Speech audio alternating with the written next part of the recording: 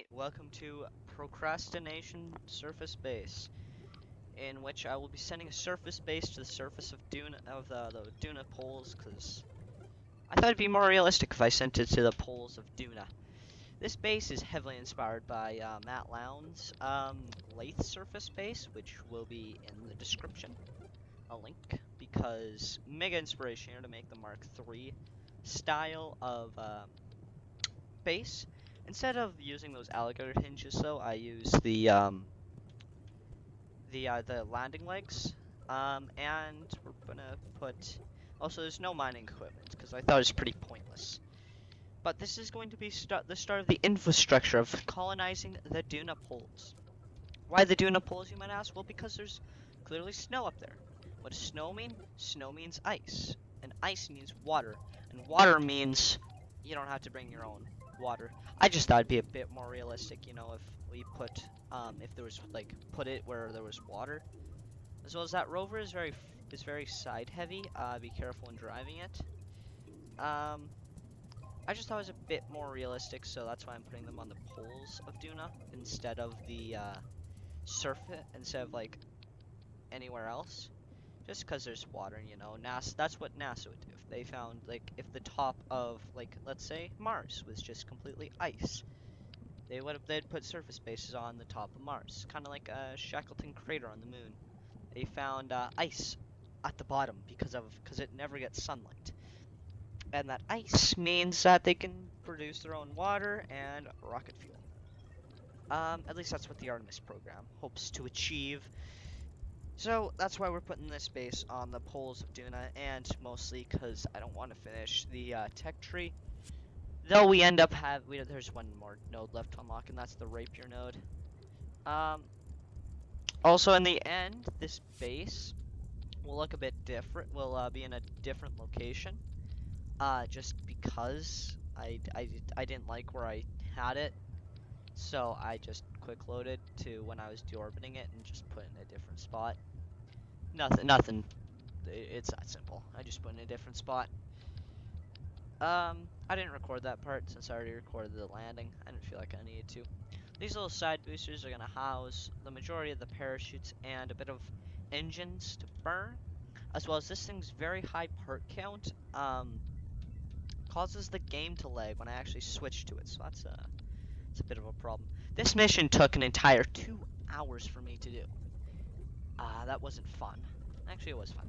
Actually, I really enjoyed building this thing. In fact, after I unlock the rapiers, I'll probably be building more surface bases and roving bases. I want to like make like a colony on the poles of Duna. So next, I'm gonna build a giant roving base, and then I want to put another couple surface bases. Different styles, of course, because if I did the same thing, that'd be a bit repetitive. And then we'll have a nice big colony on the poles of Duna. I think that'll be fun. And my next mission, I'm gonna be honest, I'm thinking about going to Dres. Nothing's confirmed though. I'm just gonna probe a planet. I don't feel like sending Kerbals anywhere. You know, I just don't really like sending Kerbals and taking them home. Like from landing on another planet, because you need to build a dedicated lander or a mining ship. Mining ships I can do, dedicated landers I cannot. I'm terrible at orbital rendezvous. As seen by when I put on the side, I end up having to use the rendezvous tool in the cheat menu because I just couldn't deal with it. You know, it's just it wasn't good. Anyway, we're launching up using the mighty Saturn V parts. The first stage is the side boosters had 3 vector engines. The middle part had, I think, it was a 3x3, 3x3 grid of them plus 1 in the middle, so that's 9. F1 engines, I think they're called the Mastodon engines in Kerbal Space Program. Second stage is powered by the Rhino engine, and then the third stage, of course, is powered by nuclear engines. That's pretty standard. This thing actually had enough Delta V to get to Val, so I just thought, hey, I could do a plot twist and colonize Val. Actually, I want to, in this save, I want to colonize every planet that has water on it. So Lathe, Val, I assume that's ice. Elu, and I don't know. Do you think the surface of Minmus is edible? I think it might be. But so we colonize the poles of Duna, Lathe, Val, and Elu. Trying to think if any other planet has like liquid water. Eve has that weird red sea thing. I can't think of any. Anyway, there's nothing else that needs to be said on that front. We're going to be doing multiple burns to escape and get to Duna because this stage is not that does not have the highest thrust to weight. Even with the 6 nuclear engines, it just doesn't have enough power. Also, there are way more parachutes than needed on this thing. I just thought I might as well go overkill. I had to do a bit of engine burning, but not a whole lot, so, you know. There's another idea for a surface base I want to do, in which the science lab is in the middle, and then it's got the Mark 1 crew cabins kind of coming off of it, and then it goes into a ring of Mark 2 crew cabins with science experiments. All of my bases are going to have, like, there's just so much stuff I want to do. So many cool surface bases I'm thinking of, and I'll probably end up, like, building some in my craft testing save file. See which ones work and are easy to fly. You know, I think it'd be. I love building. I didn't realize this, but I love building surface bases. I might also do the signature Matt Lown single stage to. So I was getting this weird bug with the maneuver nodes in which they, like, I'd plot them one place and then they'd be in another. It was weird. I'm not entirely sure what caused it, but this happens multiple times in this save or in this game, so it's very strange, but we have to make do with what we do. And another note, the week of recording this, every rocket launch, except for the one that I didn't watch, was scrubbed. You know, well, the ones that I did watch. Every rocket launch last week, I guess, for when this comes up, were scrubbed. First, it was the Electron rocket. So it was the Electron rocket. Then it was the Falcon 9, and then the one that I didn't watch was the Starlink Falcon 9 mission, and that one was successful. So isn't that wonderful? But that's alright, because I can launch my own rockets here in Karabar Space Program. I mean, I think that's what's intended to do. Also, you might notice that the playback speed of of the actual flight is much faster than normal. I think it's times 8 speed, actually. Just because this video was so incredibly long. It took 2 hours to do this entire mission. So at 4 times play speed, that was still like 20 minutes, and I didn't want to comment.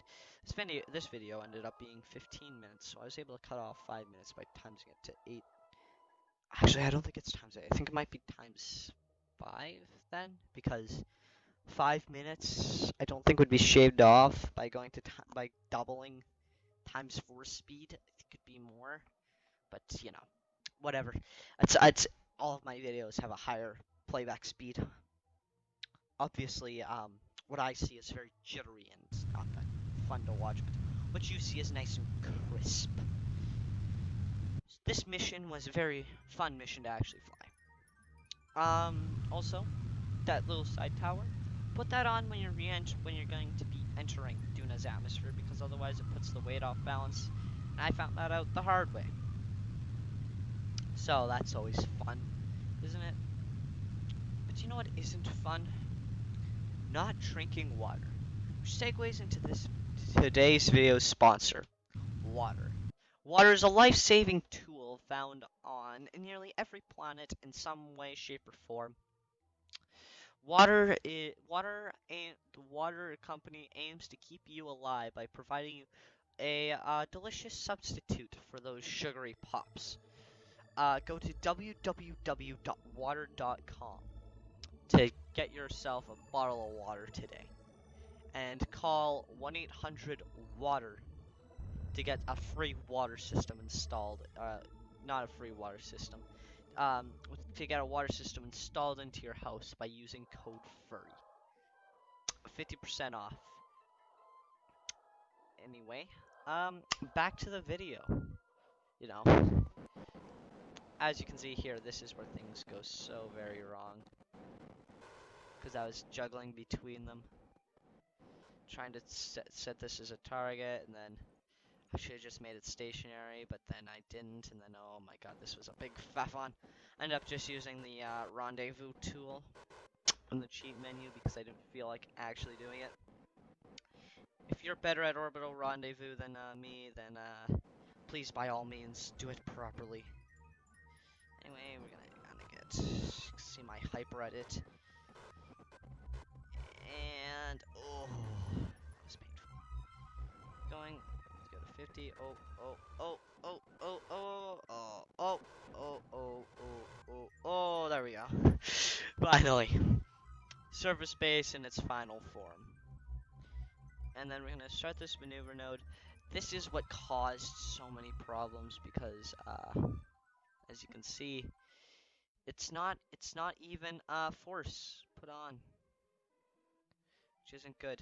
Anyway, here's the second part of that bug where the maneuver node isn't where it says it is, which this bug was annoying, but at the end of the day, it's not the weird maneuver node bug that you get from Joule, in which if you edit your orbit without not being within Joule's sphere of influence, your game just crashes to desktop.